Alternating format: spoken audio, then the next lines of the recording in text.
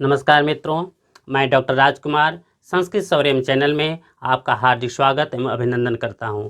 मित्रों, मेरे चैनल पे यदि आप पहली बार आए हों तो मेरे चैनल को आप सब्सक्राइब लाइक कर लें, जिससे कि गुरुजनों का विशिष्ट व्याख्यान, शास्त्रों का पंक्तिशः अध्ययन का वीडियो जैसे ही हम अपलोड करें वो तत्क्षण आपको नोटिफिकेशन के रूप में प्राप्त हो जाए। अपने इष्ट मित्रों को भी वीडियो शेयर करें जो संस्कृत अनुरागी हैं, जो विश्वविद्यालय महाविद्यालय के जो छात्र हैं, उन सबको, जो प्रतियोगी छात्र हैं, सबको इस अधिक से अधिक लोगों के पास लाभ मिले।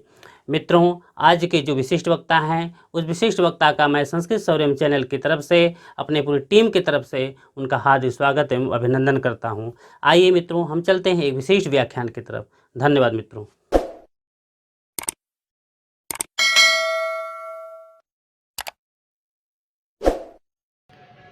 सान्नपूर्णं भगवन्तं विश्वेश्वरं साष्टांगं प्रणिपत्य अस्मद्गुरूणां चरणारविन्दयोः सश्रद्धं सभक्तिकं प्रणिपत्य अस्मिन् आमुखपटले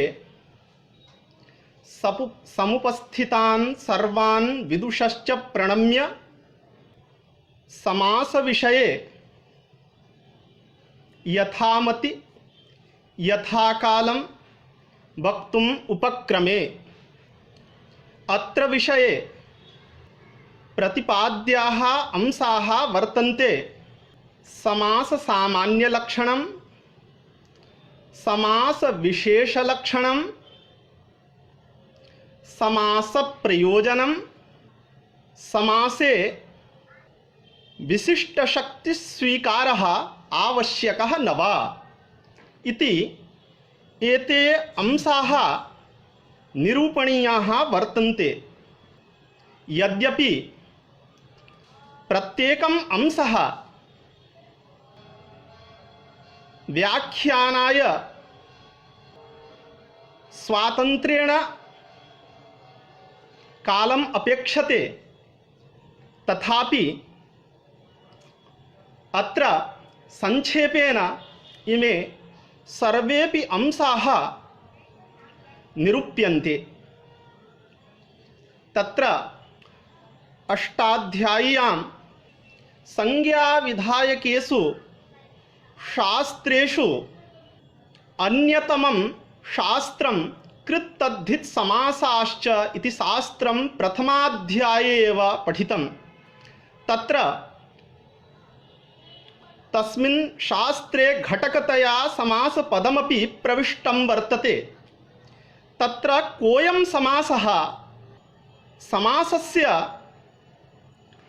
व्युत्पत्तिलभ्यः अर्थः अत्र अंगीकार्यः अथवा पारिभाषिकः अर्थः अंगीकार्यः।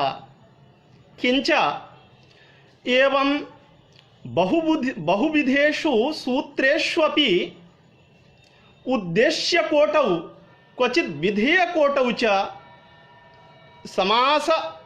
समासस्य प्रविष्टत्वात् समासपदस्य कः अर्थः अयं विचारः आवश्यकः।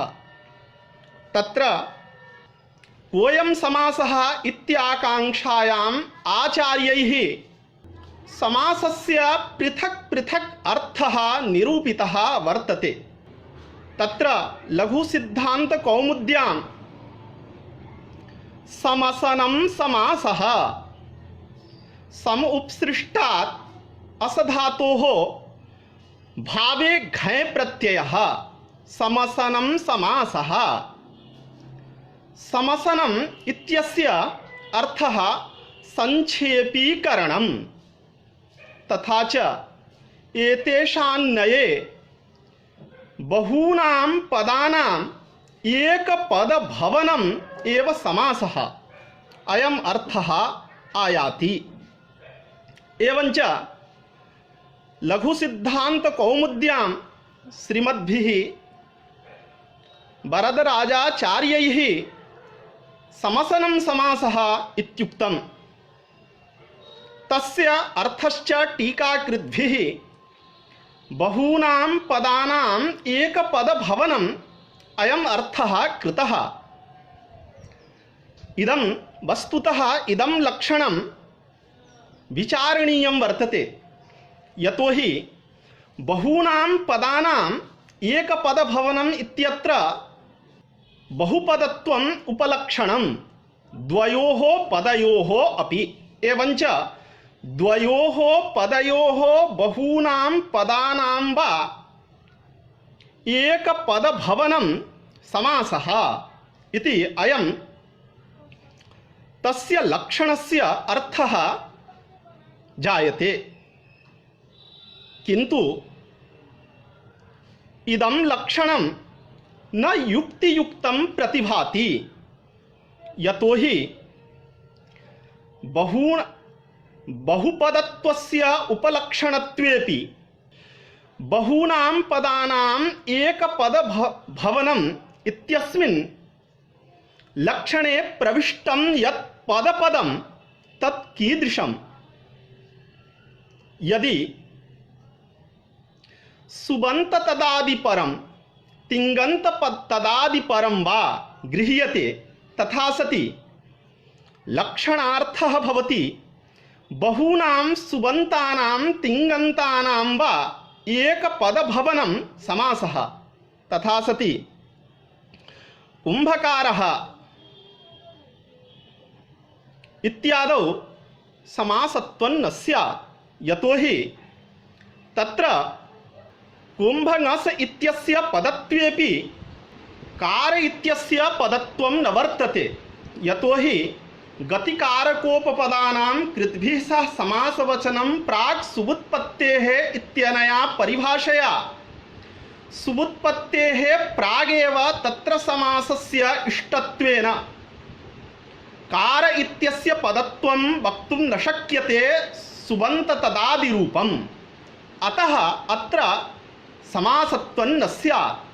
अतः समासलक्षणघटकं पदपदं शक्तं पदम् इत्येतत् परं वाच्यं। तथा सति कार इत्यस्य सुबन्ततदादित्वाभावेपि यत्किञ्चिदर्थनिरूपितशक्तेः कार इत्यत्र सत्त्वात् तस्य शक्तत्वेन शक्तत्वपदत्वं सम्भवति इति कृत्वा अत्र समासत्वम् उपपद्यते। यद्यपि तथापि स्वरूपाणाम् एकशेष एकविभक्तौ इत्यस्मिन् सूत्रे प्रातिपदिकानाम् एकशेषः अयं पक्षः भाष्यकृद्भिः सिद्धान्तितः। एवञ्च अर्थवतः शब्दस्वरूपस्यैव प्रातिपदिकसंज्ञकत्वात् प्रातिपदिकस्यापि शक्तत्वेन घट घट इति द्वयोः शक्तपदयोः एकपदभवनं वर्तते इति कृत्वा एकशेषेऽपि समासलक्षणस्य गमनात् अतिव्याप्तिः स्यात्। अतः बहूनां पदानाम् एकपदभवनं समासः इदं लक्षणं न युक्तियुक्तम् अस्य लक्षणस्य अतिव्याप्तिदोषग्रस्तत्वात्। किञ्च समसनं समासः अत्र समुपसृष्टात् असधातोः भावे घञ् प्रत्ययः अपि न युक्तः, यतोहि समासः इत्युक्ते काचित् क्रिया। अधुना राजपुरुष इति पदं समस्तम् अयं व्यवहारः वर्तते। राजपुरुषः इदं पदं समस्तं समस्ता क्रिया, क्रियायाः समासत्वं नेष्टं, किन्तु अनया व्युत्पत्त्या क्रियायाः एव समासत्वं लभ्यते। तस्मात् समासलक्षण प्रसंगे द्वयं वक्तव्यं भवति। समास शब्दे कस्मिन् अर्थे घञ् प्रत्ययः इत्येकम्, अथ च समासस्य किं लक्षणं, निष्कृष्टं किं लक्षणं। तर्हि समुपसृष्टात् असधातोः हलश्च इति सूत्रेण अधिकरणे अर्थे घञ् प्रत्ययः अङ्गीकार्यः, अर्थात् समस्यते यस्मिन् असौ समासः अर्थात यस्मिन् समुदाये पदानां सम्मेलनं भवति स समुदायः समासः। यथा राजपुरुषः, अत्र राजन्ङस् इति स्वतन्त्रं पदं, पुरुषु इति स्वतन्त्रं पदम्, अनयोः स्वतन्त्रपदयोः एकस्मिन् राजपुरुष इत्यस्मिन् समुदाये सम्मेलनं वर्तते इति कृत्वा राजपुरुष अयं समासः इत्युक्ते समाससंज्ञकः इति समासस्य व्युत्पत्तिलभ्योऽयम् अयम् अर्थः, न तु इदं समासस्य लक्षणम्। लक्षणं किम् इति चेत् उच्यते पाणिनिसङ्केतसम्बन्धेन समासपदवत्वमेव समासत्वम्। पाणिनिसङ्केतसम्बन्धेन समासपदवत्वमेव समासत्वम्। तथा च एतादृश लक्षणस्वीकारे पाणिनिसङ्केतसम्बन्धेन समासपदवत्वस्य एकशेषे अभावात् अस्य लक्षणस्य नातिव्याप्तिः। एवञ्च समासस्य इदं सामान्यलक्षणम्। सामान्यलक्षणे जाते अयं समासः कतिविधः, समासस्य के भेदाः इत्याकाङ्क्षायाम् उद्देश्यतावच्छेदक भेदेन भेदः समासस्य वक्तुं शक्यते। अथ च संज्ञाकृत भेदमादाय समासस्य भेदः वक्तुं शक्यते।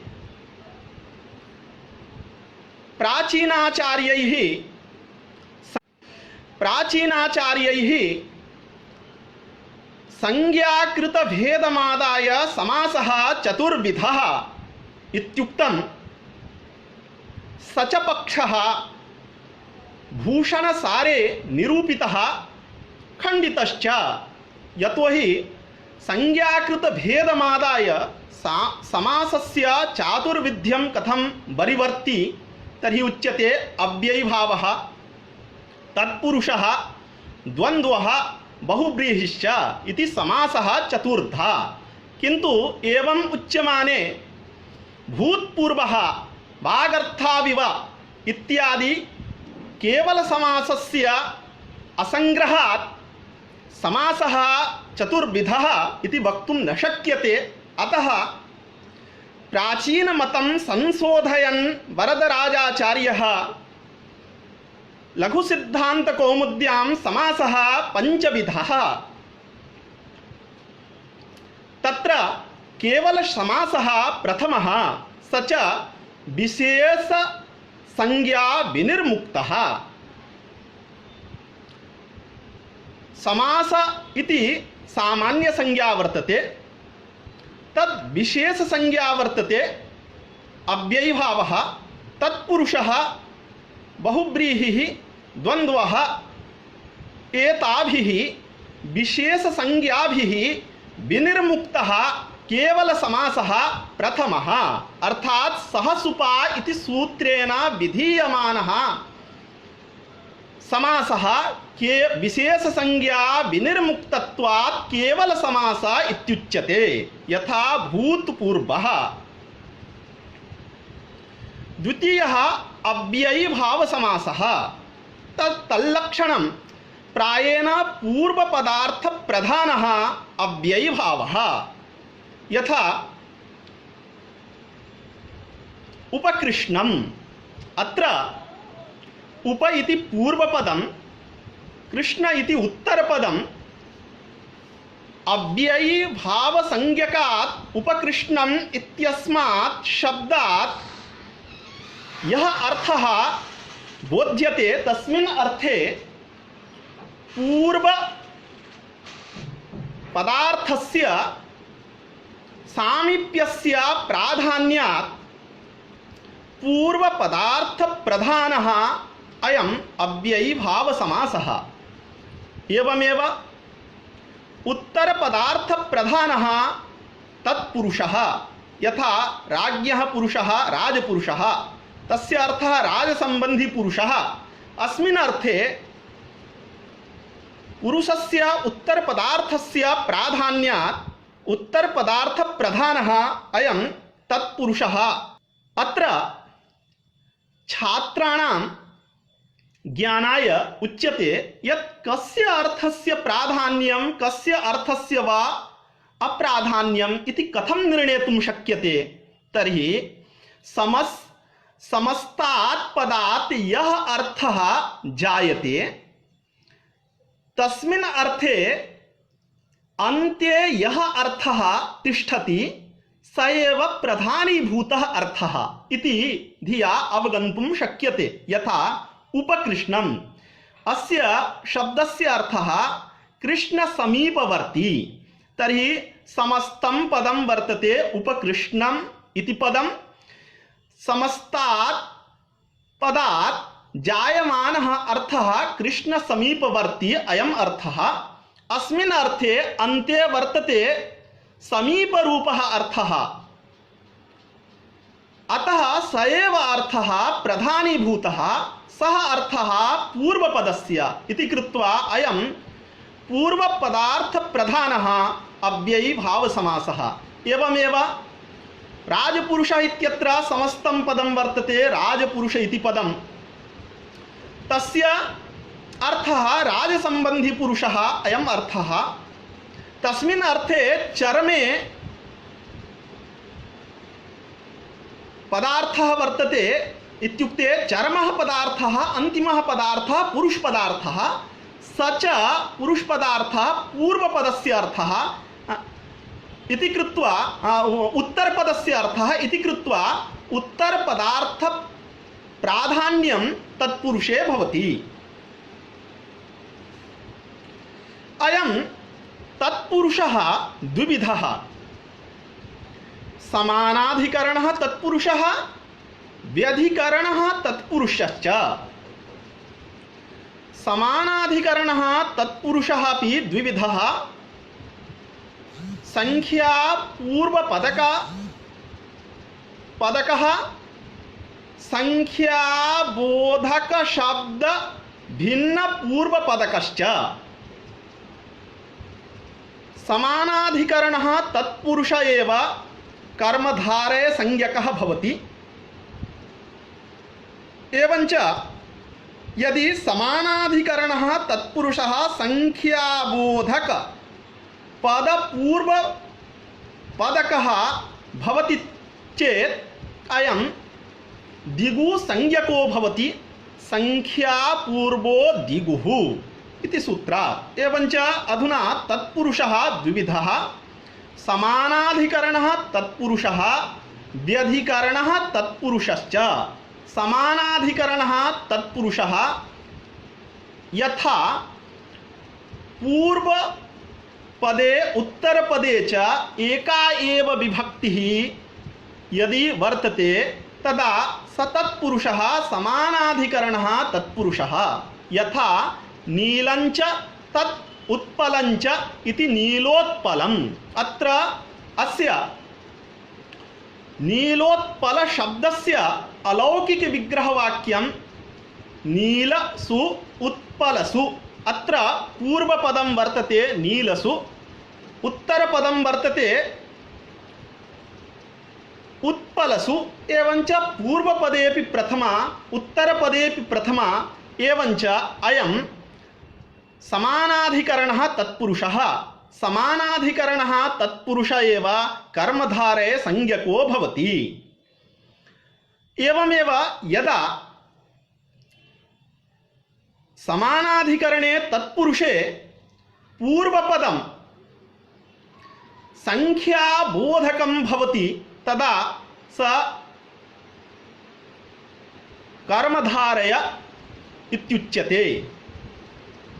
अतः अधुना तत्पुरुषः द्विविधः। समानाधिकरणः तत्पुरुषः, व्यधिकरणः तत्पुरुषश्च। दिगुसमासस्य उदाहरणं सप्तर्षयः इत्यादि। तदनन्तरं बहुव्रीहिसमासः अन्यपदार्थप्रधानः बहुव्रीहिसमासः। यथा पीताम्बरः, अत्र पीतम् अम्बरं यस्य असौ पीताम्बरः। तर्हि अन्यपदार्थप्रधानः इत्युक्ते समस्यमान पदजन्यपदार्थातिरिक्तस्य प्राधान्यं यस्मिन् समासे वर्तते स समासः बहुव्रीहि। अत्र पीताम्बरः इत्यत्र समस्यमानं पदं वर्तते, पीतम् अम्बरञ्च। पीत पदजन्यपदार्थातिरिक्तः पदार्थः हरिपदार्थः, अम्बरपदजन्यपदार्थातिरिक्तः पदार्थः अम्बरपदजन्यः यः पदार्थः तदतिरिक्तः पदार्थः हरिपदार्थः, तस्य प्राधान्यं वर्तते इति कृत्वा पीताम्बरः इत्यत्र अन्यपदार्थस्य हरिरूपस्य प्राधान्यात् पीताम्बरः, चित्रगुः इत्यादौ बहुव्रीहिसमासः वर्तते। द्वन्द्वसमासः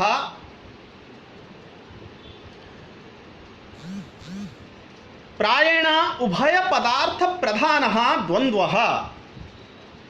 घटश्च पटश्च इति घटपटौ, अत्र उभयोः पदार्थयोः प्राधान्यात् घटपटौ इत्यत्र द्वन्द्वसमासः वर्तते। अत्र पूर्वोक्तेषु सर्वेष्वपि लक्षणेषु प्रायः इति पदं योजनीयम्, अन्यथा अस्य लक्षणस्य अतिव्याप्तिः स्यात्। कथम्? अव्ययीभावस्य लक्षणं पूर्वपदार्थप्रधानः अव्ययीभावः, उन्मत्तगङ्गं लोहितगङ्गम् इत्यादावपि अव्ययीभावसमासः वर्तते, किन्तु अत्र पूर्वपदार्थस्य प्राधान्यं नास्ति, अत्र उत्तरपदार्थस्य प्राधान्यं वर्तते इति कृत्वा अत्र पूर्वपदार्थप्रधानः अव्ययीभावः इत्युच्यमाने अस्य अव्ययीभावसमासस्य तत्र अव्याप्तिः स्यात्, अतः प्रायेण इति पदं योजनीयम्। एवञ्च अस्य लक्षणस्य प्रायिकत्वं वर्तते। प्रायिकत्वम् इत्युक्ते क्वचित् अस्य लक्षणस्य अव्याप्तत्वं क्वचित् अतिव्याप्तत्वं च वर्तते इति कृत्वा इदं लक्षणमपि न युक्तं। तर्हि निष्कृष्टं लक्षणं किम्? तर्हि उच्यते अव्ययीभावः इत्यधिकारपठितत्वम् अव्ययीभावत्वम्, एवमेव तत्पुरुषाधिकारपठितत्वं तत्पुरुषत्वं, बहुव्रीह्यधिकारपठितत्वं बहुव्रीह्यत्वं, द्वन्द्वाधिकारपठितत्वं द्वन्द्वत्वम्। एवञ्च सहसुपा इति सूत्रेण विधीयमानः समासः केवलसमासः इति संज्ञाकृतभेदमादाय समासस्य पञ्चधा भेदः वक्तुं शक्यते। अधुना उद्देश्यतावच्छेदक भेदेनापि समासः भिद्यते। उद्देश्यतावच्छेदक भेदेन समासः षड्विधः। तथा च भूषणे भट्टोजिदीक्षितैः कारिका निगदिता सुपां सुपात् तिङा नाम्ना धातुनाथ तिङां तिङा सुबन्तेन च सुबन्ते नेति च ज्ञेयः समासः षड्विधो बुधैः। अत्र समासस्य षड्विध्यम् उद्देश्यतावच्छेदकभेदेन वर्तते। समासस्य पञ्चविधित्वं तु संज्ञाकृतभेदमादाय समासस्य पञ्चविधित्वम्, उद्देश्यतावच्छेदकभेदमादाय समासस्य षड्विधित्वं। तथा हि सुबन्तस्य सुबन्तेन समासः भवति, सुबन्तस्य सुबन्तेन समासः। तर्हि यथा षष्ठी इति सूत्रं वर्तते, तस्य अर्थः षष्ठ्यन्ताभिन्नं समर्थसुबन्तं सुबन्तेन सह वा समस्यते स तत्पुरुषः। यथा राज्ञः पुरुषः राजपुरुषः इति लौकिकविग्रहे राजन्ङस् पुरुषु इत्यलौकिकविग्रहे अत्र षष्ठी इति सूत्रेण समासः। अत्र षष्ठी इति उद्देश्यं वर्तते सुबन्तम्, उद्देश्यतावच्छेदकं सुबन्तत्वम्। एवञ्च षष्ठी इत्यादि सूत्रैः सुबन्तेन सह समासः विधीयते इति कृत्वा अत्र यत्र सुबन्तेन सुबन्तस्य समासः ससमासः प्रथमः, यथा राजपुरुषः इति। अन्यत्र सुपां तिङा क्वचित् सुबन्तस्य तिङन्तेन सह समासः भवति।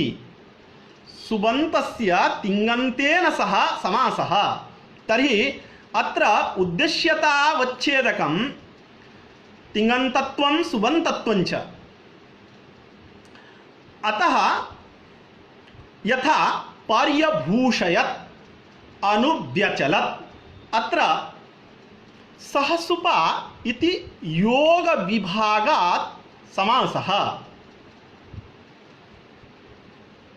भाष्ये भगवता भाष्यकृता स्वीकृतः। कथं? भाष्ये भगवता भाष्यकृता आशंकितं यथा वृद्धो यूना तल्लक्षणश्चेदेव विशेषः अस्मिन् सूत्रे सह पदस्य अभावेपि यथा तृतीया जाता तदवत् सहसुपा इति सूत्रेपि सह पदस्य अभावे सुपा इत्यत्र तृतीया विभक्तेः उपपत्तिः भविष्यति। सह ग्रहणं किमर्थम् इति प्रश्ने कृते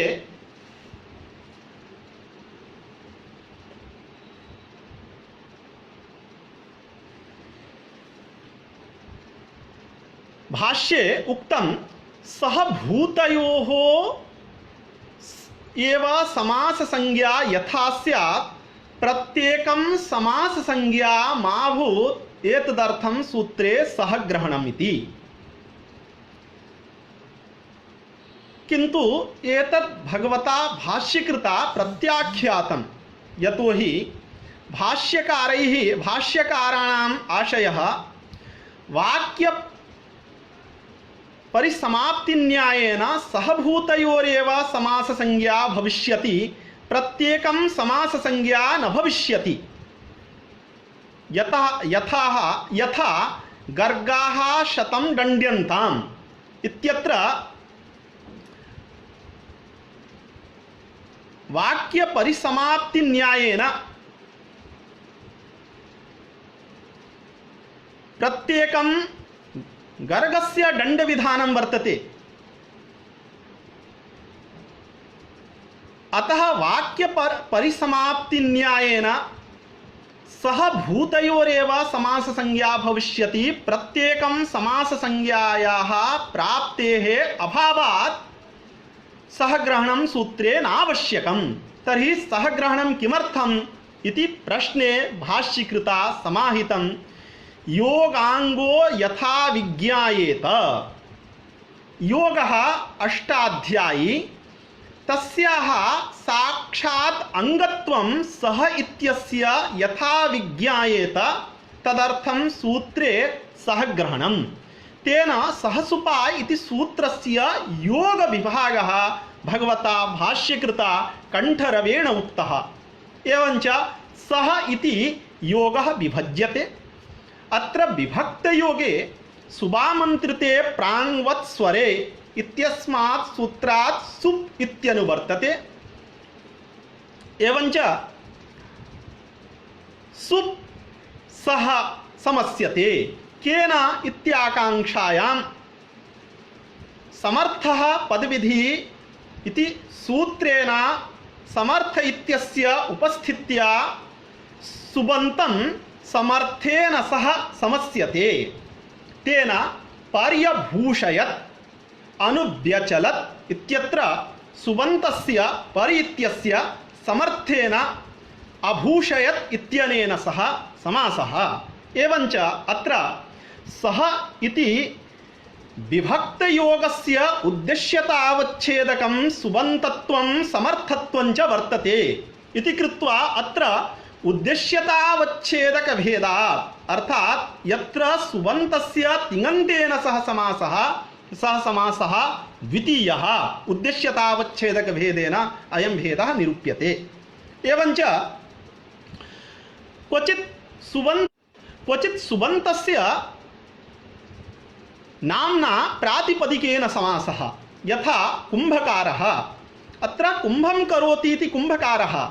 अत्र गतिकारकोपपदाः समासवचनं प्राक् सुबुत्पत्तेः इति कृत्वा सुबुत्पत्तेः प्रागेव कुम्भङस् इत्यनेन सह कार इत्यस्य समासस्य विधानात् अत्र सुबन्तस्य प्रातिपदिकेन नाम्ना सह समासः इति अत्र उपपदमतिङ् इति सूत्रेण। अतः अयं समासः अत्र उद्देश्यतावच्छेदककोटौ एकत्र सुबन्तत्वम् अथ च प्रातिपदिकत्वं प्रविष्टम् इति कृत्वा उद्देश्यतावच्छेदकभेदेन अयं तृतीयः समासः। एवमेव सुबन्तस्य क्वचित् धातुनापि समासः भवति यथा कटप्रूः कटं प्रवते इति कटप्रुः। अत्र सुबन्तस्य कट अम् इत्यस्य धातुना समासः अतः अयं चतुर्थः। क्वचित् तिङन्तस्य तिङन्तेन समासः यथा पिबत खादत सततं यस्यां क्रियायाम् अविधीयते सा पिबत खादता क्रिया। अत्र आख्यातम् आख्यातेन क्रियासातत्ये इति सूत्रेण समासः। अतः अत्र आख्यातम् आख्यातेन क्रियासातत्ये इति सूत्रीयोद्देश्यतावच्छेदकम् आख्यातत्वम् इति कृत्वा अयं चतुर्थः अयं पञ्चमः समासः। क्वचित् तिङन्तस्य सुबन्तेन समासः यथा जहिस्तम्भः। अत्र जहि इति तिङन्तस्य स्तम्भ इति सुबन्तेन समासः। स्तम्भं जहि आभिक्षण्येन यः आह स जहिस्तम्भः। अत्र जहि इति तिङन्तस्य स्तम्भ अम् इति सुबन्तेन सह समासः जहिस्तम्भः इति कृत्वा उद्देश्यतावच्छेदकभेदेन समासः षड्विधः। समासे द्विविधः विग्रहः क्रियते, लौकिकविग्रहः अलौकिकविग्रहश्च। प्रायः नित्यसमासस्य कृते नेदम्, अपितु यत्र विकल्पेन समासः तत्र प्रायेण द्विविधः विग्रहः स्वीक्रियते, लौकिकविग्रहः अलौकिकविग्रहश्च। तत्र छात्राणाम् इयं जिज्ञासा स्यात् यत् द्विविधः विग्रहः किमर्थं स्वीक्रियते, लौकिकविग्रहः अलौकिकविग्रहश्च। यथा राजपुरुषः इति समस्तं पदं वर्तते, अस्य लौकिकविग्रहः राज्ञः पुरुषः, अलौकिकविग्रहः राजन्ङस् पुरुषु। तर्हि लौकिकविग्रहः किमर्थम् अङ्गीक्रियते अथ च अलौकिकविग्रहः किमर्थम् अङ्गीक्रियते इति एका जिज्ञासा। अथ च कोऽयं लौकिकविग्रहः कश्च अलौकिकविग्रहः। तर्हि उच्यते लोके प्रयोगार्हत्वं लौकिकत्वं। यस्य लोके प्रयोगः भवितुमर्हति स लौकिक इति उच्यते। यथा राज्ञः पुरुषः इत्यस्य लोके प्रयोगार्हता वर्तते, अतः राज्ञः पुरुषः अयं लौकिकः विग्रहः। लोके प्रयोगानर्हत्वम् अलौकिकत्वं यथा राजन्ङस् पुरुषु। राजन्ङस् पुरुषु इत्यस्य लोके प्रयोगार्हत्वं नास्ति, अतः अयम् अलौकिकः विग्रहः। तत्र राजपुरुषः इत्यादि समस्तपदानां द्विविधः विग्रहः किमर्थम् अङ्गीक्रियते? तर्हि उच्यते लौकिकविग्रहः अङ्गीक्रियते वृत्त्यर्थज्ञानाय।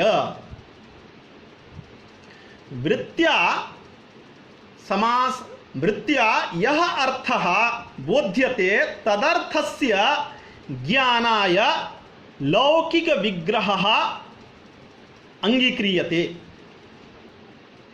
अतएव वृत्तिविग्रहयोः समानार्थकत्वनियमः इति प्रामाणिकानां व्यवहारः अपि उपपद्यते। राजपुरुष इति वृत्तेः अर्थावगमः लौकिकविग्रहवाक्येनैव भवति। तर्हि अस्तु, वृत्त्यर्थावगमाय लौकिकविग्रहवाक्यमेव स्वीक्रियताम्, अलौकिकविग्रहवाक्यं किमर्थं स्वीक्रियते? तर्हि उच्यते सुबन्तसम्पत्तये अर्थात् उद्देश्य संपत्तये अलौकिक विग्रह वाक्यं स्वीक्रियते। षष्ठी इति सूत्रस्य अर्थः षष्ठ्यन्ताभिन्नं समर्थ सुबन्तं सुबन्तेन सह समस्यते।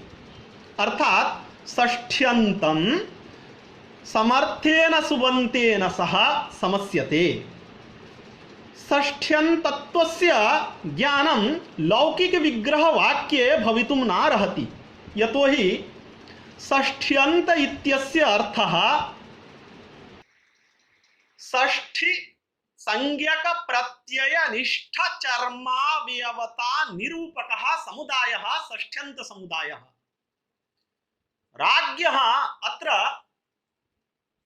अन्ते विसर्गः वर्तते, स न षष्ठी संज्ञकः, अतः षष्ठी संज्ञक प्रत्यय निष्ठ चर्मावयवता निरूपकः समुदायः राज्ञः अयं समुदायः न भवति इति कृत्वा षष्ठ्यन्तत्व संपत्तिः लौकिक विग्रह वाक्येन न स्यात्। यदा अलौकिक विग्रह वाक्यं स्वीक्रियते तदा राजन्ङस् पुरुषु इति अलौकिक विग्रह वाक्यं भवति। अत्र षष्ठ्यन्त संपत्तिः सुबन्त संपत्तिश्च सुतरां भवति। कथं? षष्ठ्यन्त इत्यस्य अर्थः षष्ठी संज्ञक प्रत्यय निष्ठ चर्मावयवता निरूपकः समुदायः। राजन्ङस् इत्यत्र षष्ठी संज्ञकः प्रत्ययः ङस् इति प्रत्ययः, तन्निष्ठ चर्मावयवता निरूपकः समुदायः राजन्ङस् इति समुदायः। अतः अलौकिक विग्रह वाक्ये राजन्ङस् इत्यस्य षष्ठ्यन्तत्वं सुस्पष्टतया वक्तुं शक्यते। एवमेव पुरुषु इत्यस्य सुबन्तत्वं स्पष्टतया वक्तुं शक्यते। सुबन्त इत्यस्यापि सुबनिष्ठ चर्मावयवता निरूपकः समुदायः। पुरुषु इत्यत्र सुप्रत्ययः सु, तन्निष्ठ चर्मावयवता निरूपकः समुदायः पुरुषु अयं समुदायः। अतः अयं समुदायः सुबन्तः इति वक्तुं शक्यते। तस्मात् सुबन्त संपत्तये अलौकिक विग्रह वाक्यं स्वीक्रियते। अधुना अयं समासः कुत्र प्रवर्तते? लौकिक विग्रह वाक्ये प्रवर्तते, अलौकिक विग्रह वाक्ये वा प्रवर्तते इति जिज्ञासा समुदेति। तर्हि सर्वदा समासः अलौकिक विग्रह वाक्ये एव प्रवर्तते, लौकिक विग्रह वाक्ये समासः न प्रवर्तते। राज्ञः पुरुषः इति लौकिक विग्रह वाक्ये षष्ठी इति सूत्रेण समासः नैव प्रवर्तते अपितु राजन्ङस् पुरुषु इति अलौकिक विग्रह वाक्येव अयं समासः प्रवर्तते षष्ठी इति सूत्रेण। किमर्थम् इति चेत् उच्यते उद्देश्यतावच्छेदकावच्छिन्नेव शास्त्राणां प्रवृत्तिः अयं नियमः। शास्त्राणि स्योद्देश्यतावच्छेदकावच्छिन्नेव प्रवर्तन्ते। उद्देश्यतावच्छेदका भाववती स्थले शास्त्राणि नैव प्रवर्तन्ते। एवञ्च षष्ठी इति सूत्र्योद्देश्यतावच्छेदकं सुबन्तत्वं तस्य ज्ञानम् लौकिक विग्रह वाक्ये पूर्वोक्त दिशा न भवति इति कृत्वा लौकिक विग्रह वाक्ये षष्ठी इति सूत्र्योद्देश्यतावच्छेदकावच्छिन्नत्वस्य अभावात् लौकिक विग्रह वाक्ये षष्ठी इति सूत्रेण समासः नैव प्रवर्तते। राजन्ङस् पुरुषु इति अलौकिक विग्रह वाक्ये तु षष्ठी इति सूत्र्योद्देश्यतावच्छेदकावच्छिन्नत्वस्य सत्वात् तत्रैव षष्ठी इति सूत्रेण समासः प्रवर्तते।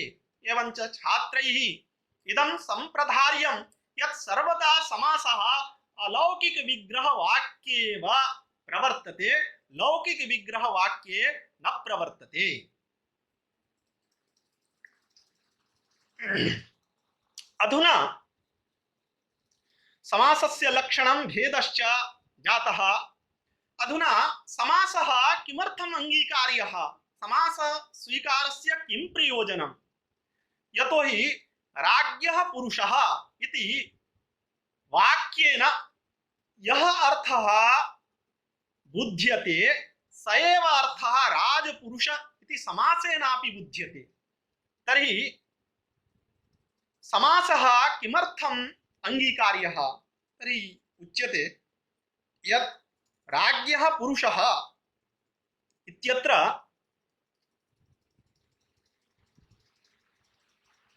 पदद्वयं वर्तते। राजपुरुष इत्यत्र एकं पदं वर्तते, अतः राजपुरुष इति एकं पदं वर्तते, राज्ञः पुरुष इति पदद्वयं वर्तते। एवञ्च संभवति एकपदत्वे अनेकपदकल्पनायाः अन्याय्यत्वात् इति नियमेन अत्र एकपदत्वसम्पादनाय समासः अंगीकार्यः। तर्हि उच्यते एतत् न युक्तं, यतोहि समासेऽपि अनेकपदत्वं संभवति। अतएव उत्तरपदत्वे चापदादिविधौ इत्यादि शास्त्राणाम् आरम्भः संगच्छते। तत्र मासकुम्भवापेन अत्र पदव्यवायेऽपि इति सूत्रेण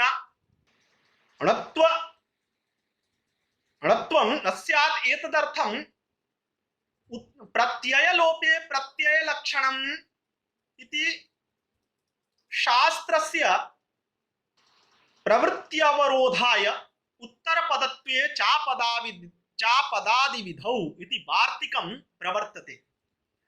तस्य वार्तिकस्य अर्थः पदादिविधिभिन्नविधौ उत्तरपदस्य पदत्वे कर्तव्ये प्रत्ययलोपे प्रत्ययलक्षणम् इति शास्त्रं न प्रवर्तते। तर्हि प्रत्ययलोप मासकुम्भवापेन इत्यत्र प्रत्ययलोपे प्रत्ययलक्षणम् इति सूत्रेण कुम्भ इत्यस्य पदत्वं प्राप्तं। तन्निषेधार्थमेव उत्तरपदत्वे चापदादिविधौ इति वार्तिकस्य आरम्भः संगच्छते। यदि समासे सर्वदा एकपदत्वमेव स्यात् तथा सति मासकुम्भवापेन इत्यस्यैव पदत्वात् तदघटकस्य कुम्भ इत्यस्य पदत्वात् प्राप्तत्वात् प्राप्तमेव प्रतिषिध्यते, नाप्राप्तम् इति नियमेन उत्तर प्रत्ययलोपे प्रत्ययलक्षणम् इति सूत्रेण प्रत्ययलक्षणमादाय कुम्भ इत्यस्य पदत्वस्य प्राप्त्यभावेन तन्निषेधार्थं कृतम् उत्तरपदत्वे चापदादिविधौ इति वार्तिकं व्यर्थं स्यात्। अतः समासेऽपि पदबहुत्वं भवति इति नूनम् अंगीकार्यम्। अतएव उत्तरपदत्वे चापदादिविधौ इत्यादि शास्त्राणाम् आरम्भः वर्तते।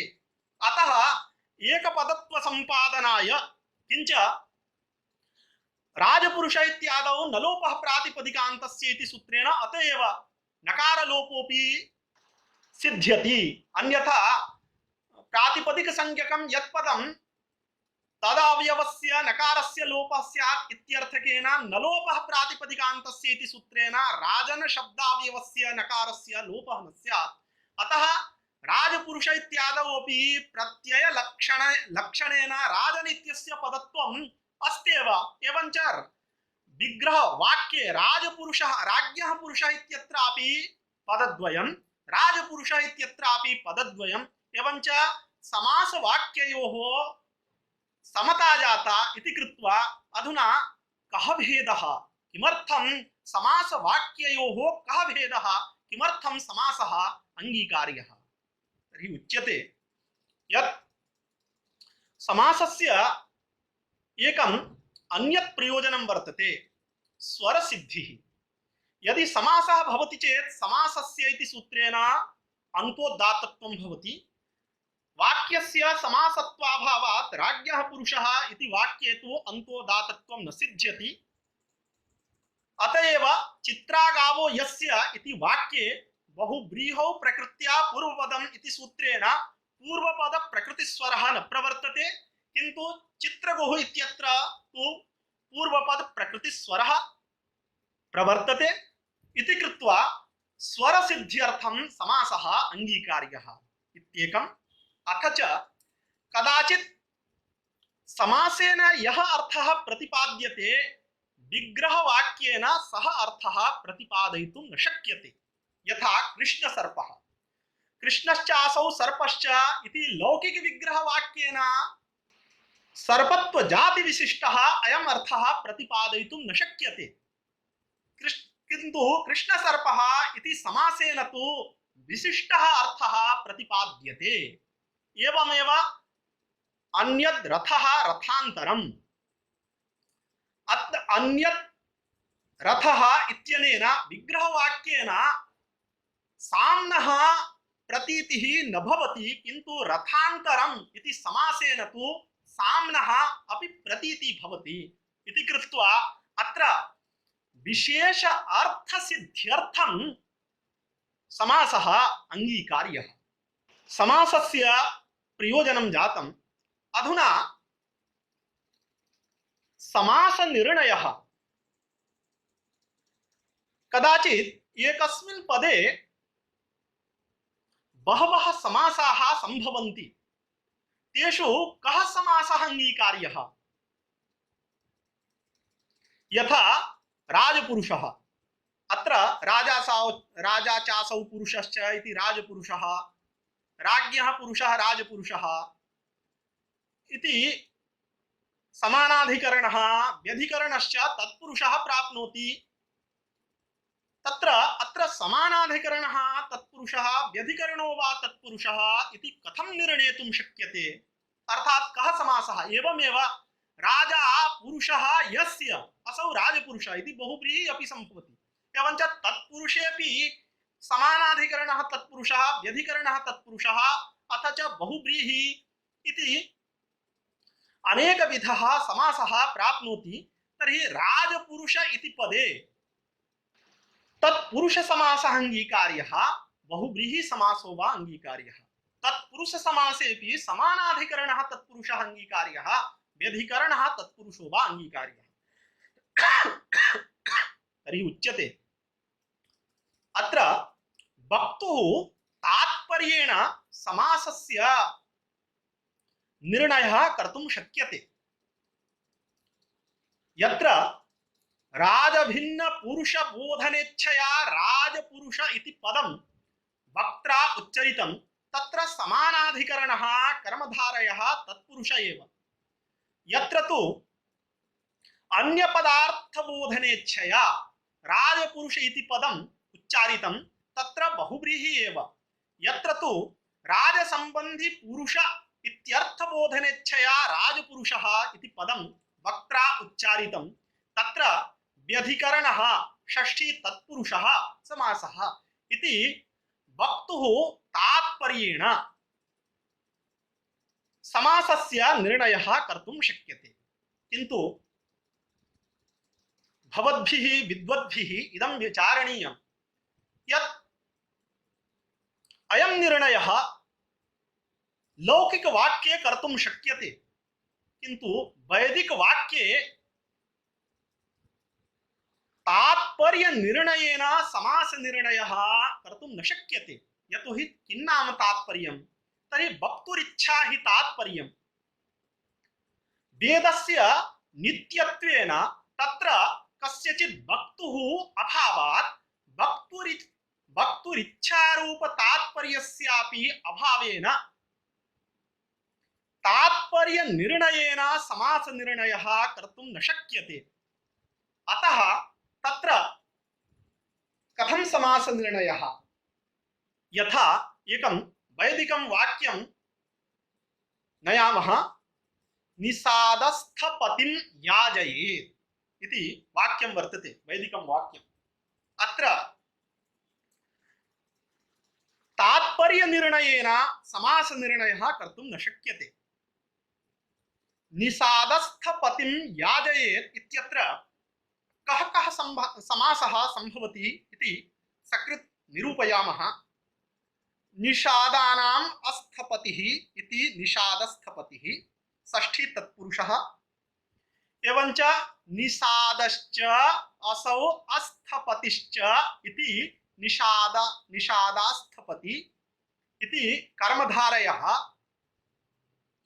निषादः अस्थपतिः यस्य असौ निषादस्थपति इति बहुव्रीहि। एवञ्च निषादस्थपति शब्दे तत्पुरुषः कर्मधारयः बहुव्रीहिश्च सम्भवति। एतेषु समासेषु प्रसक्तेषु कः समासः अत्र अस्ति इति कथं निर्णेतुं शक्यते? तर्हि उच्यते अत्र अंतरंग बहिरंग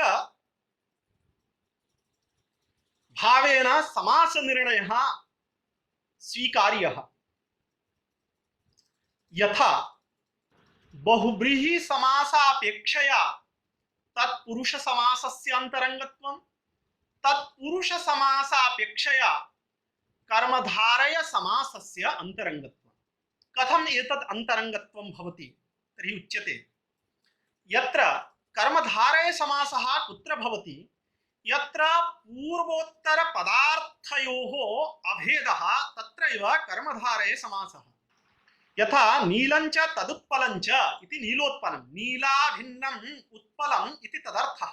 एवञ्च यत्र पूर्वोत्तर पदार्थयोः अभेदः तत्र कर्मधारयः। एवञ्च कर्मधारय समासे पूर्वोत्तर पदार्थ भेदस्य अपेक्षा नास्ति।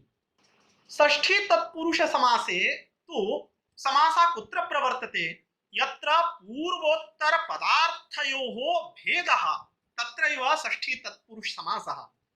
यथा राज्ञः पुरुषः राजपुरुषः, अत्र राज पदार्थः भिन्नः, पुरुष पदार्थः भिन्नः। एवञ्च पूर्वोत्तर पदार्थयोः राजपुरुषयोः भेदः वर्तते, अतएव अत्र षष्ठी समासः। एवञ्च षष्ठी समासः भेद सापेक्षः। कर्मधारय समासः भेद निरपेक्षः। बहुव्रीहि समासः कुत्र? यत्र अन्य पदार्थ प्राधान्यं वर्तते तत्र बहुव्रीहि समासः। अनेकमन्य पदार्थे इति सूत्रेण बहुव्रीहि समासस्य विधीयमानत्वात् यत्र अन्य पदार्थ प्राधान्यं वर्तते तत्र बहुव्रीहि समासः। एवञ्च बहुव्रीहि समासः वर्ति घटक पदार्थातिरिक्त पदार्थ सापेक्षः। तत्पुरुष समासः वर्ति घटक पदार्थ भेद सापेक्षः। कर्मधारय समासः भेद निरपेक्षः।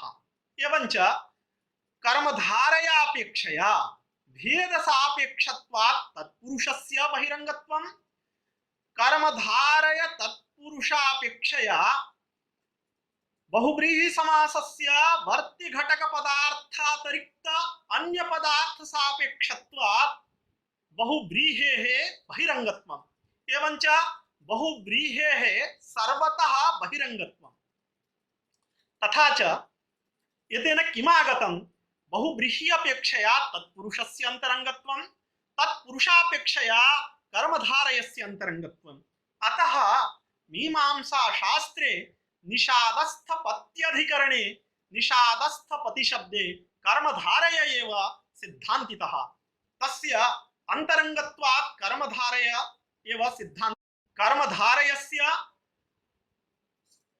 तत्पुरुषस्य बहुव्रीहेः वा प्रसक्तिः वर्तते तेषु अंतरंगत्वात् कर्मधारय एव अंगीकार्यः न तु तत्पुरुषः बहुव्रीहि एवंच अंतरंग बहिरंग कल्पनया लौकिक वाक्येपि समासस्य निर्णयः कर्तुं शक्यते यतोहि तात्पर्य निर्णयेन समास निर्णयः वैदिक वाक्ये न संभवति एवंच कदाचित् लौकिक वाक्ये तात्पर्य निर्णयेन समास निर्णयः वैदिक वाक्ये अंतरंग बहिरंग भाव कल्पनया समास निर्णयः इति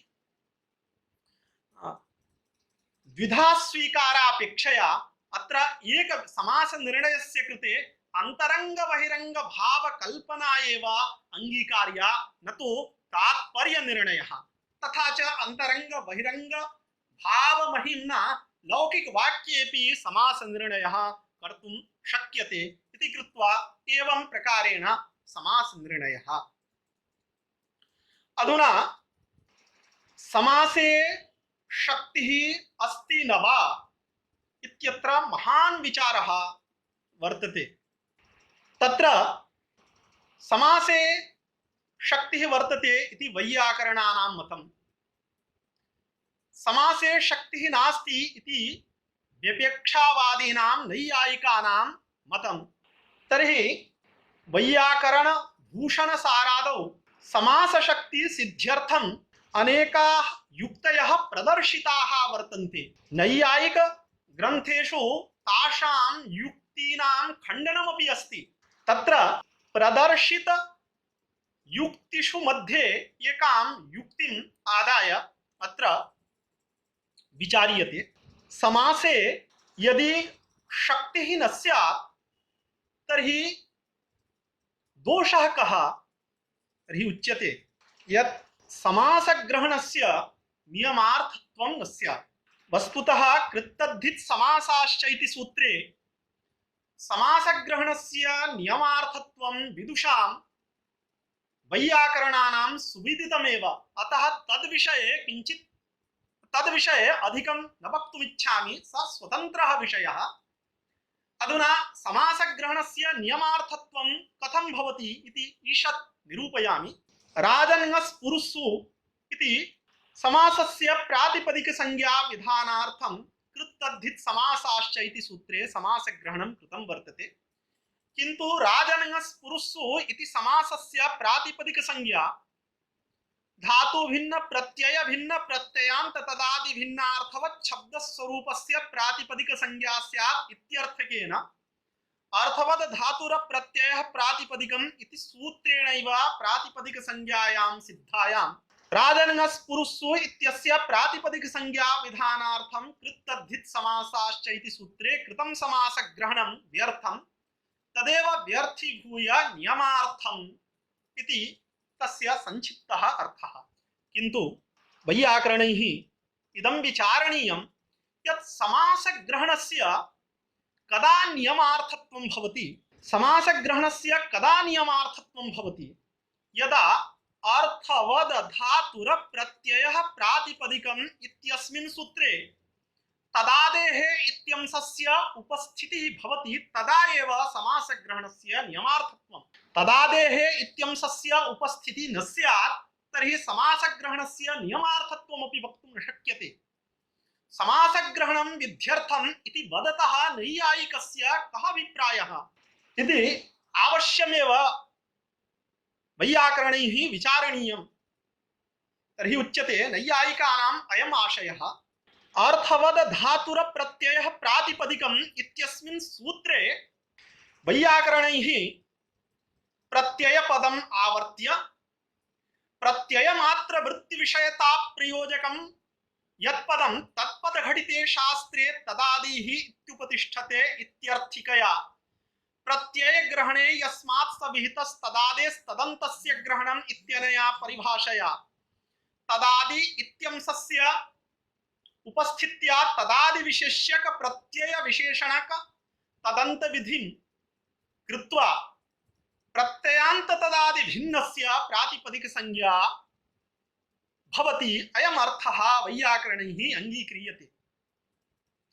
तत्र नैयायिकानाम् आशयः यत् प्रत्यय ग्रहण परिभाषया तदाद्यन्तस्य उपस्थितौ न किमपि प्रमाणम् यद्यपि दीक्षितैः प्रौढमनोरमायां यदि तद्धितान्तस्य संज्ञा यदि प्रत्ययान्तो न पर्युदस्येत तथा सति तद्धितान्तस्य संज्ञा विधानं व्यर्थं स्यात् इत्युक्तं तस्य मनोरमा ग्रन्थस्य आशयः यदि पूर्वसूत्रे प्रत्ययान्त पर्युदासः न स्यात् तर्हि उत्तरसूत्रे कृत्तद्धित समासाश्च इत्यस्मिन् सूत्रे तद्धितान्तस्य संज्ञा विधानं व्यर्थं स्यात्। यतोहि उपगु अण इति तद्धितान्तस्य संज्ञा विधानार्थम् उत्तरसूत्रे तद्धित ग्रहणं कृतं वर्तते। यदि पूर्वसूत्रे प्रत्ययान्त पर्युदासः न क्रियते तथा सति उपगु अण इत्यस्य धातु भिन्नत्वेन प्रत्यय भिन्नत्वेन प्रत्ययान्त तदादि भिन्नत्वेन अर्थवत् शब्द स्वरूपत्वाच्च पूर्वसूत्रेणैव प्रातिपदिक संज्ञा सिद्धा तस्य प्रातिपदिक संज्ञा विधानार्थम् उत्तरसूत्रे कृतं तद्धित ग्रहणं व्यर्थं स्यात्। अतः उत्तरसूत्रे तद्धित ग्रहण सामर्थ्यात् पूर्वसूत्रे प्रत्ययान्त पर्युदासोऽपि क्रियते। एवञ्च उपगु अण इत्यस्य प्रत्ययान्त भिन्नत्वाभावेन पूर्वसूत्रेण अप्राप्तायां प्रातिपदिक संज्ञायां तस्य उपगु अण इत्यस्य प्रातिपदिक संज्ञा विधानार्थम् उत्तरसूत्रे कृतं तद्धित ग्रहणं सार्थकतां भजते इति दीक्षितस्य आशयः। अधुना वैयाकरणैः इदं विचारणीयं यत् तद्धित ग्रहणं तद्धिता प्रत्ययान्त पर्युदासे प्रमाणम् अथवा प्रत्ययान्त तदादि पर्युदासे प्रमाणम्। यदि प्रत्ययान्त तदादि पर्युदासः न क्रियते तदापि तद्धित ग्रहणस्य सार्थक्यं भवति। कथम्?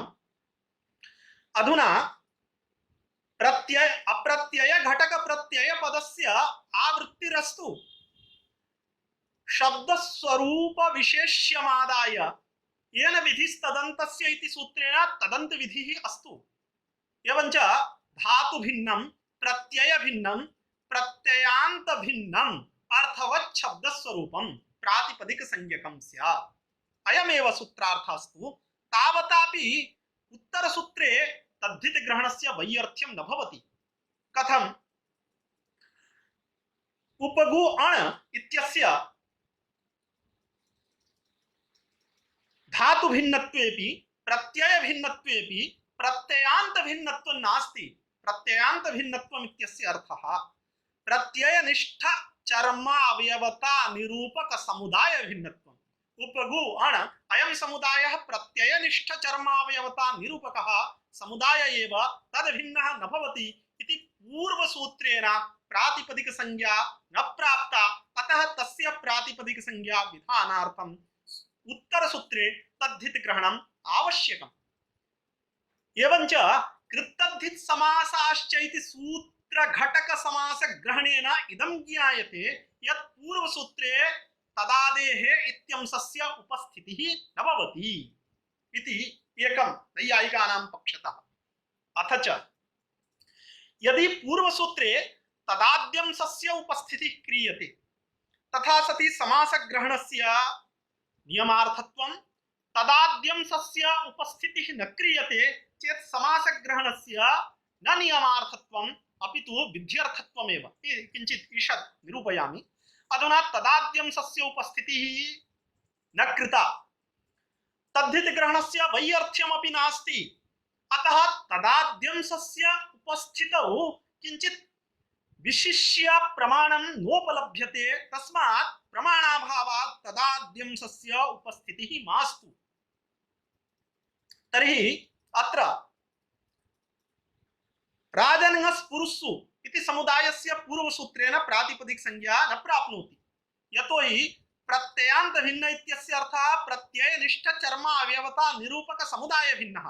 राजन्यस्पुरुषु अयं समुदायः प्रत्ययनिष्ठ चर्म अवयवता निरूपकः समुदाय, प्रत्यय सुप्रत्ययः तन्निष्ठ चर्म अवयवता निरूपकः समुदायः राजन्यस्पुरुषु अयं समुदायः तद् भिन्नः नास्ति, यतोहि भेदस्य प्रतियोगितावच्छेदकेन साकं विरोधात्।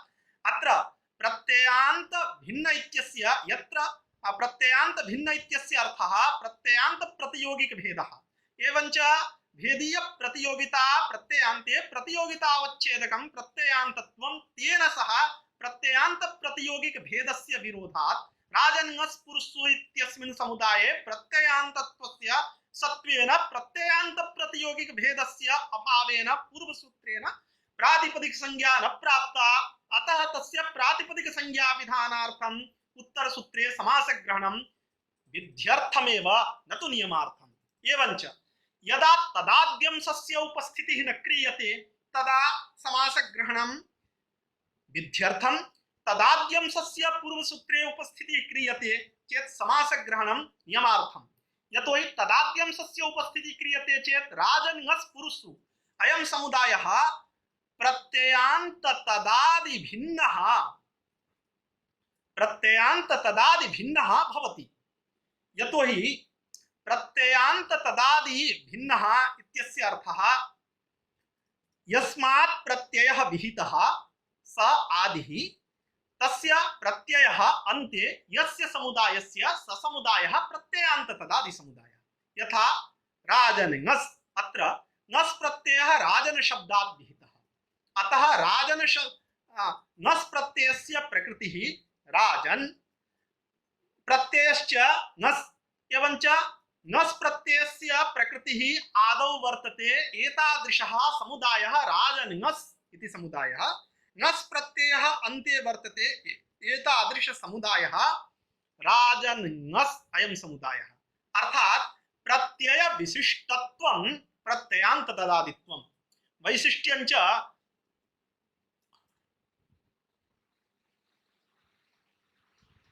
स्वघटितत्व, स्वनिष्ठ उद्देश्यता, स्वनिष्ठ विधेयता निरूपित उद्देश्यताश्रय घटितत्व, स्वेतरा घटितत्व, स्वनिष्ठ विधेयता निरूपित उद्देश्यताश्रय इतर अघटितत्व, एतत् संबंध चतुष्टयेन। एवञ्च राजन्यस् इत्यस्य प्रत्ययान्त तदादित्वं वर्तते, यतोहि प्रत्यय वर्तते नस्, तद् वैशिष्ट्यं राजन्यस् इत्यस्मिन् समुदाये भवति, यतोहि स्वघटितत्वम् इत्यनेन नस् प्रत्ययः तद् घटितत्वमपि अस्ति, एवञ्च स्वनिष्ठ विधेयता निरूपित उद्देश्यताश्रयः राजन् तद् घटितत्वमपि वर्तते, एवञ्च स्वेतरा घटितत्वं स्वं नस् प्रत्ययः तदितरः पुरुष शब्दः तद् अघटितत्वं राजन्यस् इत्यत्र वर्तते, एवञ्च स्वेतरा घटितत्वं स्वनिष्ठ विधेयता निरूपित उद्देश्यताश्रय इतर अघटितत्वमपि राजन्यस् इत्यत्र वर्तते। अतः राजन्यस् अयं प्रत्ययान्त तदादि, पुरुषसु अयं प्रत्ययान्त तदादि, राजन्यस् पुरुषसु अयं प्रत्ययान्त तदादि न वर्तते। यतोहि स्वपदेन यदि सुप्रत्ययः गृह्यते तर्हि तद्घटितत्वस्य सत्त्वेपि स्वनिष्ठ विधेयता निरूपित उद्देश्यताश्रय इतर नस् राजन् तद्घटितत्वस्य सत्त्वात् राजन्यस् पुरुषसु अयं प्रत्ययान्त तदादि न भवति, अतः अपितु प्रत्ययान्त तदादि भिन्न एव। अतः तस्य पूर्वसूत्रेण प्रातिपदिक संज्ञा प्रत्ययान्त तदादि भिन्नत्वात् प्राप्ता, तस्यैव प्रातिपदिक संज्ञा विधानार्थं सूत्रे कृतं समासग्रहणं नियमार्थम्। एवञ्च एतेन किमागतं, पूर्वसूत्रे यदा तदाद्यंशस्य उपस्थितिः तदा समासग्रहणस्य नियमार्थत्वं, पूर्वसूत्रेण तदाद्यंशस्य उपस्थितिः न क्रियते चेत् समासग्रहणस्य विध्यर्थत्वम्। तर्हि एका परिभाषा वर्तते, विधिनियमसम्भवे विधिरेव ज्यायान्। अतः अत्र समासग्रहणस्य विध्यर्थत्वमेव अङ्गीकार्यं, नियमार्थत्वं नाङ्गीकार्यं। किञ्च तदाद्यंशस्य उपस्थितौ किमपि प्रमाणमपि नास्ति इति विवक्षावादीनाम् आशयः।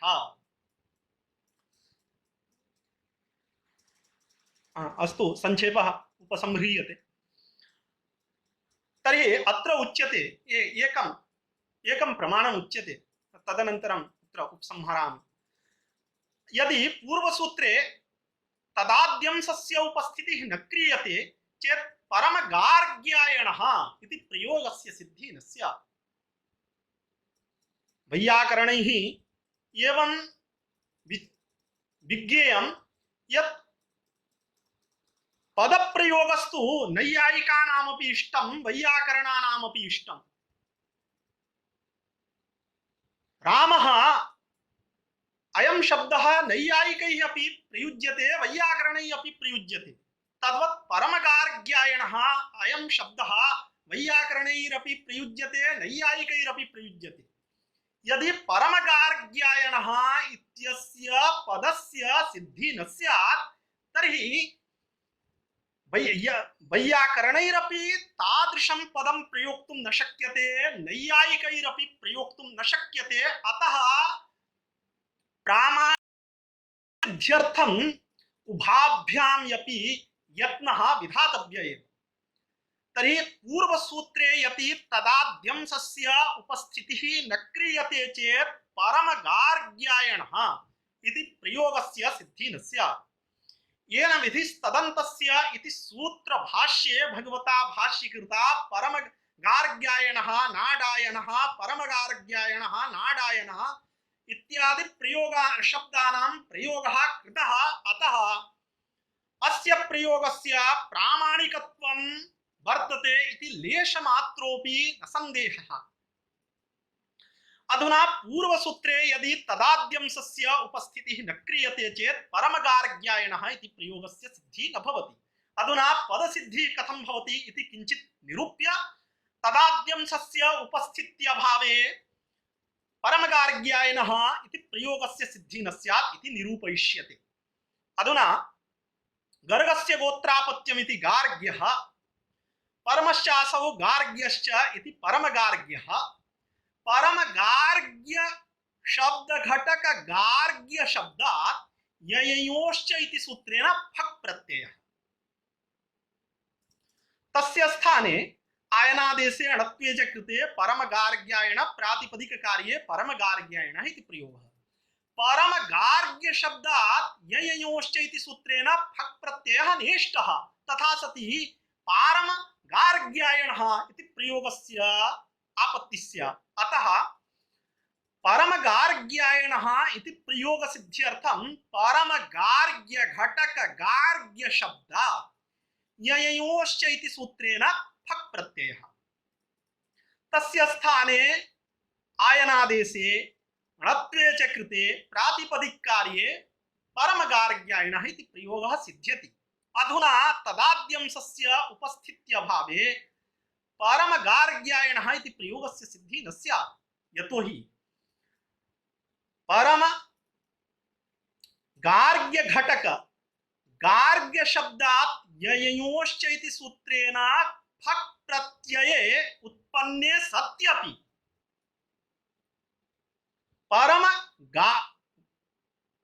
परमगार्ग्य फक् इत्यस्य प्रातिपदिक संज्ञा न स्यात्। कथम्?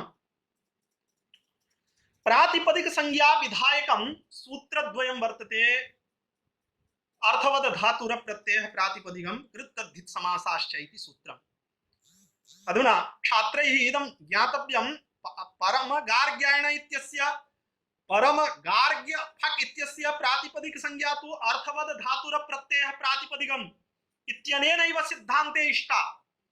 अधुना उभाभ्यामपि सूत्राभ्याम् अस्य प्रातिपदिक संज्ञा भवितुं नार्हति, यतोहि पूर्वसूत्रे तदाद्यंशस्य उपस्थितिः न वर्तते। एवञ्च पूर्वसूत्रस्तदाद्यंशस्य विरह कल्पनादशायां पूर्वसूत्रस्य अर्थः धातु भिन्नं प्रत्यय भिन्नं प्रत्ययान्त भिन्नं अर्थवत् शब्द स्वरूपं प्रातिपदिक संज्ञकं स्यात्। परम गार्ग्य फट् अयं समुदायः धातु भिन्नः वर्तते, प्रत्यय भिन्नः वर्तते, किन्तु प्रत्ययान्त भिन्नः नास्ति। फट् प्रत्ययस्य अन्ते सत्वात् अयं प्रत्ययान्त एव, अतः प्रत्ययान्त भिन्नत्वाभावेन पूर्वसूत्रेण प्रातिपदिक संज्ञा न प्राप्नोति। उत्तरसूत्रेण तद्धित ग्रहणात् तस्य प्रातिपदिक संज्ञा भविष्यति इत्यपि वक्तुं न शक्यते। यतोहि उत्तरसूत्रे देवदत्तो गार्ग्य इत्यस्य प्रातिपदिकत्वापत्तिवारणाय तद्धित इत्यस्य तद्धितान्त तदादेः प्रातिपदिक संज्ञा भवति, अयम् अर्थः अंगीकार्यः। एवञ्च परम गार्ग्य फट् इत्यस्य तद्धितान्त तदादित्वं नास्ति। यस्य तद्धितान्त तदादित्वं गार्ग्य फट् इत्यस्य तस्य प्रातिपदिक संज्ञा नेष्टा। यस्य प्रातिपदिक संज्ञा इष्टा परम गार्ग्य फट् इत्यस्य तस्य तद्धितान्त तदादित्वं नास्ति। यतोहि फट् प्रत्ययः यस्मात् विहितः स आदिः फट् प्रत्ययः अन्ते यस्य स एव फट् तद्धित संज्ञक फट् प्रत्ययान्त तदादिः। अधुना फट् प्रत्ययः परम गार्ग्य घटक गार्ग्य शब्दादेव विहितः, अतः गार्ग्य फट् अयं समुदायः तद्धितान्त तदादि भवितुमर्हति, किन्तु परम गार्ग्य फट् अयं समुदायः तद्धितान्त तदादि भवितुं नार्हति। फट् प्रत्ययस्य प्रकृतिः परम गार्ग्य न वर्तते, अपितु गार्ग्य एव वर्तते इति कृत्वा उत्तरसूत्रेणापि प्रातिपदिक संज्ञा न प्राप्ता।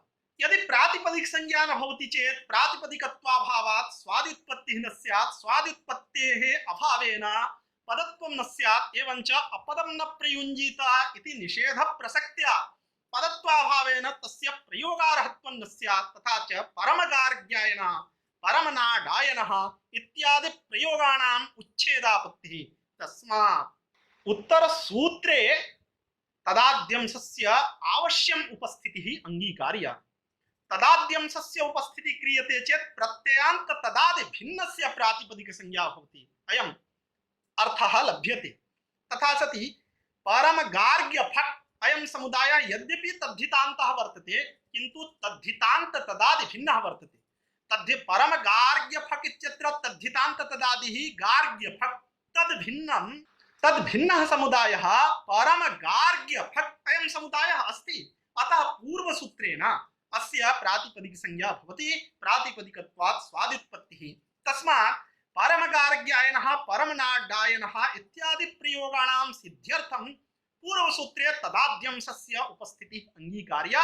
तदाद्यंशस्य उपस्थितौ सत्यां समासग्रहणस्य विध्यर्थत्वं विपेक्षावादिभिः वक्तुं न शक्यते, अपितु तस्य नियमार्थत्वमेव स्यात्। समासग्रहणस्य नियमार्थत्वं च समासे शक्ति स्वीकाराभावे तु न संभवति, अतः समासग्रहणस्य नियमार्थत्वोपपादनाय समासे विशिष्टा शक्तिः विपेक्षावादिभिरपि अंगीकार्या इति संक्षेपतः निरूपणीयाः अंशाः मया निरूपिताः।